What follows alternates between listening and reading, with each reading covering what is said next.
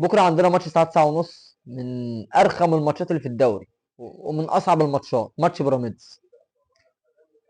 الزمالك وبيراميدز في نفس ترتيب النقط، الزمالك في الصداره مع بيراميدز في نفس النقط، بس هي فرق الاهداف بس اللي فرق الزمالك عن بيراميدز.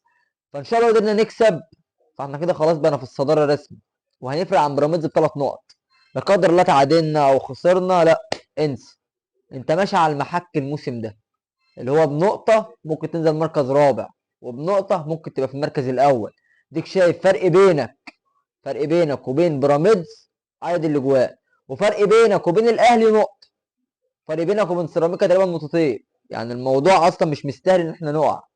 فإن شاء الله على ثقة كبيرة بلاعيبتنا والجهاز الفني، كابتن معتمد جمال قدم موسم ولا أروع من يوم ما جه ودخل نادي الزمالك. كم ماتش اللي لعبهم بيحاول يرجع المستوى الفني والمستوى البدني للاعيبه بالتدريج واحده واحده، في ظل المشاكل وفي ظل الازمات. الزمالك موجود ان شاء الله، نقدر ان احنا نكسب بيراميدز، ماتش من ارخم ماتشات الموسم، بس ان شاء الله اللعيبه تكون فايقه، اللعيبه تكون قادره، وان شاء الله نكسب الماتش، وان شاء الله نبقى في الصداره.